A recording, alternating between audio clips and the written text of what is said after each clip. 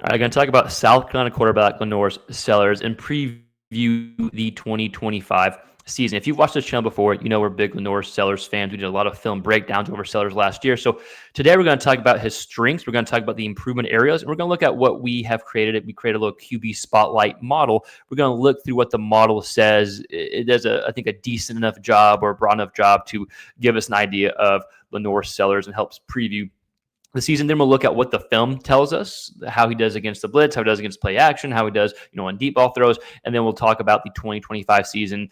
Right now, their win total is 7.5, I think, depending what book you're getting at. So we'll talk about what needs to happen and how Sellers needs to play in order to hit that win total. So real quick, let's talk about Sellers last year. What stood out? What were the top 3 areas that stood out to me from Sellers? Number one is his athleticism, not just his ability as a runner, but his ability to break tackles, his ability to buy time and throw on the run. Number 2 is his passing against the blitz, which we're going to get into in a few minutes. Number 3, it was his accuracy on deep throws, which we saw him improve on better and better. The area that I think needs to be improved on, and we're going to talk about that here in a second, is going to be just turnover control. Just as being in the pocket, holding on the ball. He had some times where he was loose with the football in the pocket.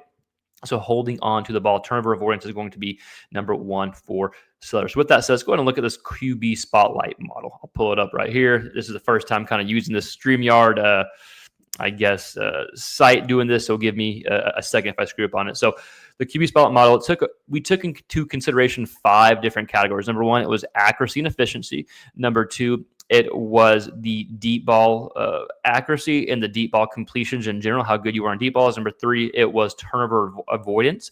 Number 4, it was athleticism. Number 5, it was QBR, which we tried our best to find a stat that fit third down and red zone, kind of more situational football. And QBR for the for what we're looking for, probably does the best job as of right now. It's probably our weakest stat, but it's a good enough job. So with that said, let's go ahead and look at Lanorris Sellers. So his adjusted completion percentage, you can see right under the solid starter area, 74.6%. That's a pretty good. That's a pretty good number there. His yards per attempt are 8.4. So we combine those two, and that gives us a score. That score, Sellers, fairly high.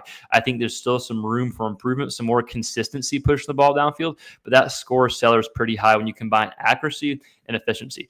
Turnovers were 7 for interceptions. That actually is pretty decent when it comes to taking care of the ball through the air. Where Sellers messed up, or where Sellers needs to work on, is the fumbles, right? Like we talked about, the ability to hold on the football whenever potential rushers and sackers are coming in. So fumbles don't weigh as much as interceptions do. They still weigh a little bit though, and so that's what caused Sellers' score to come down. And by the way, he's 82.3. There were no quarterbacks returning to college football this year that scored above a 90. I think 89 was the highest grade we got. So the model is fairly strict here.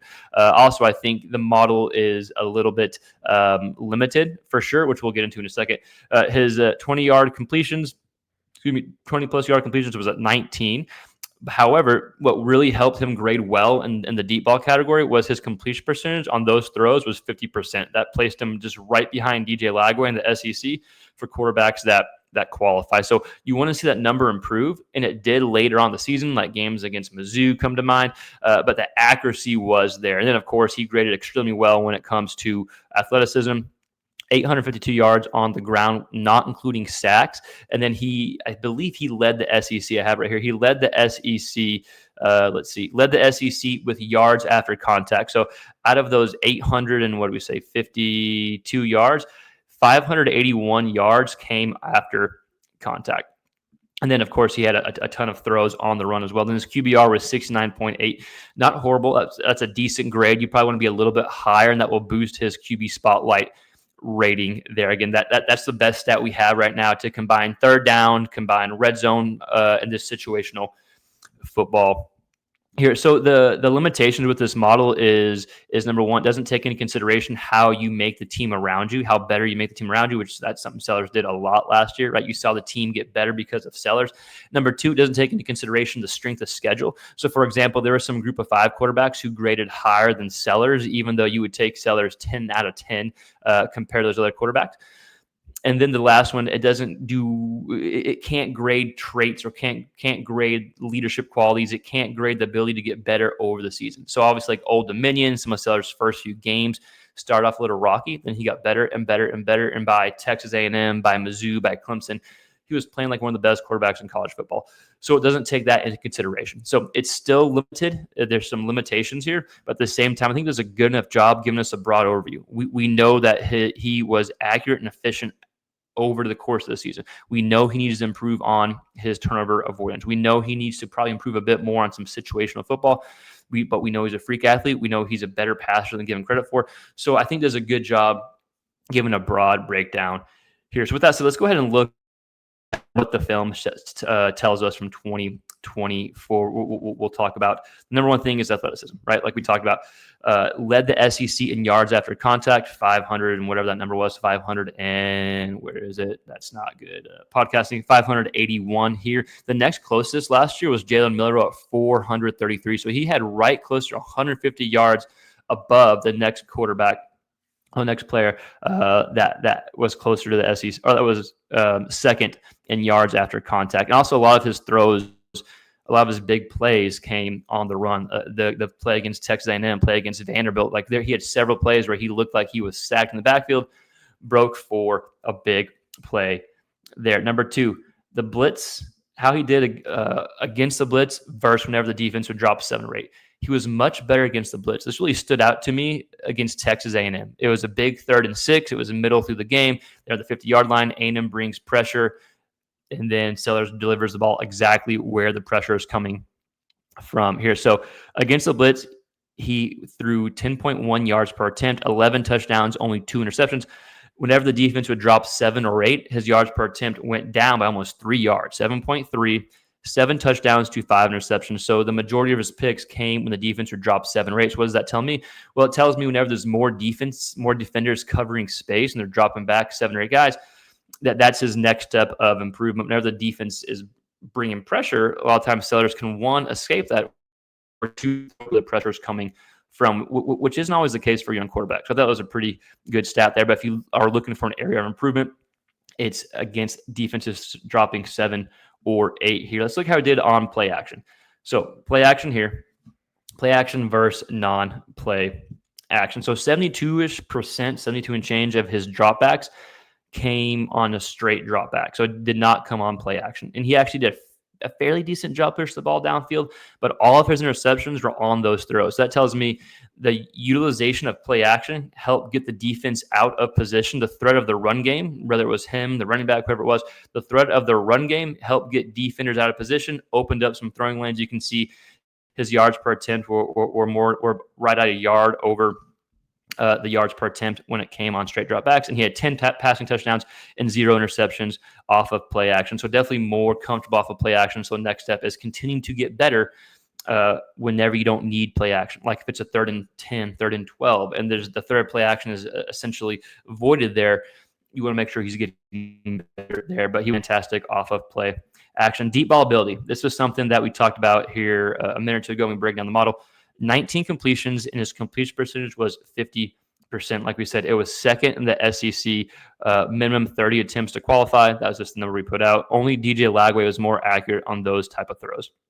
My biggest takeaway on Sellers last year, though, was his ability to improve, his ability to get better throughout the entire season. And with that said, there's still 2 things that I think could really help Sellers continue his improvement areas.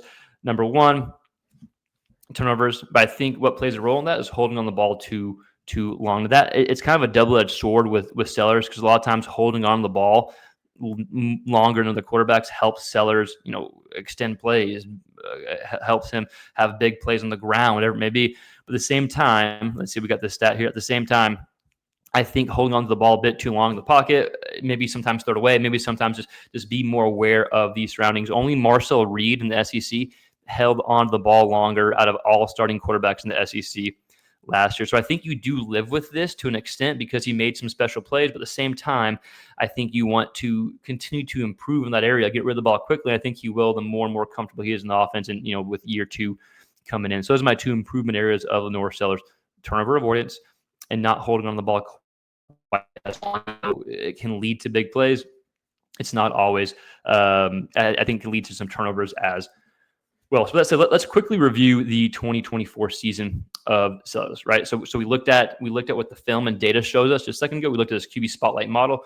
the 2024 games that really stood out to me from Sellers was pretty much the A&M game was his coming out party to me. You saw him improve against, OU. You saw him have some really nice throws against Alabama. You saw him actually make some nice throws against LSU before, Ashford had it going second half of that game. But his coming out party to me was against A&M. And then he continued it with the performance against Vandy. Mizzou, he really showed his accuracy, pushed the ball downfield. Then Clemson was, probably his best game on the ground, 166 yards on the ground. And of course, you have the Illinois bowl game. But before the Illinois bowl game, so if we're looking at A&M, Vandy, Mizzou, Wofford, and Clemson, we'll go ahead and throw Wofford in there. Why not? 2, 4, 9 passing touchdowns, 12 passing touchdowns, only 3 interceptions in that 1, 2, 3, 4, 5 game span. So that's when he really took off to me and had some really big wins. I think has projected him to having a lot of rightly so hype going into 2025. So with that said, let's look at the 2025 calendar. Again, their win total is 7.5, at least right now at the bookie I use. Let me know in the comments, do you think they go over or under that win total? Again, their schedule is fairly hard, but if you believe in Sellers, taking that next step, and you believe in him more than some of the other quarterbacks, you probably take the over on. But I think the opening weekend against Virginia Tech, that's the first game. I think that's a sneaky game, right? I think it's at home, or is it a neutral site? It might be it's a neutral location. Okay, I'm solid. Neutral location. But it's against a team with a quarterback named Kyron Jones, who had a really good second half of the 2023 season. Last year, didn't play as well, was hurt. But if he hits, this game could be closer than maybe Gamecock fans anticipate. But you got Va-Tech, and then if the games you want to circle at home, Oklahoma, Alabama, and then I guess it's Clemson. Yeah, I think Clemson's home too. You don't want to slip up against Kentucky or Vanderbilt. You can't slip up against Kentucky. You can't slip up against Vanderbilt. And I think Oklahoma and Bama and Clemson, if you go 2-1 against them, assuming you win, your smaller school games, Coastal and South Carolina State, 2-1 against those schools puts you in a good spot. And on the road, you go to Mizzou. Remember, that game was pretty intense last year. That was one of my favorite games from Sellers, push the ball downfield. You go against Mizzou. You go to Death Valley at LSU. Ole Miss and A&M. That's a pretty tough schedule on the road. You could literally, depending on what you believe in these other teams, you could lose all those games. You could go 1-3. You could go 3-1. You can go 4. Anything can happen. I think a lot of it depends on, do you think Marcel Reed takes the next step for A&M? Do you think Austin Simmons is what the media says he's going to be for Ole Miss? Garrett Nussmeier, I am a believer in Nussmeier, so it depends on, do you think he is one of the best or the best quarterback in the SEC? And then Mizzou, you're probably going to be favored against Mizzou, but the quarterback from Penn State, if he ends up starting, he could pose some questions as well. So if I was betting on this, which I am probably a degenerate, and we'll be talking more gambling stuff later, I would be taking the over here, largely due to my belief in Sellers and his ability to take the next step here. So this is our quick Lanorris Sellers QB kind of preview. We went over the QB spotlight model. We went over what the film and data show. We weren't able to show the film. I know I've done a lot of film breakdowns in the past. I apologize if you were wanting that. YouTube just doesn't like me doing a lot of film breakdowns, and it's tough to do with the broadcast footage, slowing it down, as most of y'all know. But hopefully we are able to some content here. So let me know your thoughts in the comments below. What do you think about Lanorris Sellers? What do you think about his strength areas?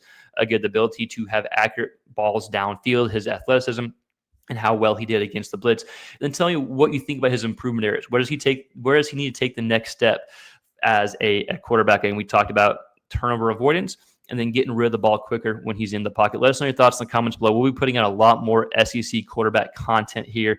We have QB spotlight models for, I think, 82 returning quarterbacks. So you had to have a certain amount of data to qualify for this. But let us know your thoughts in the comments below.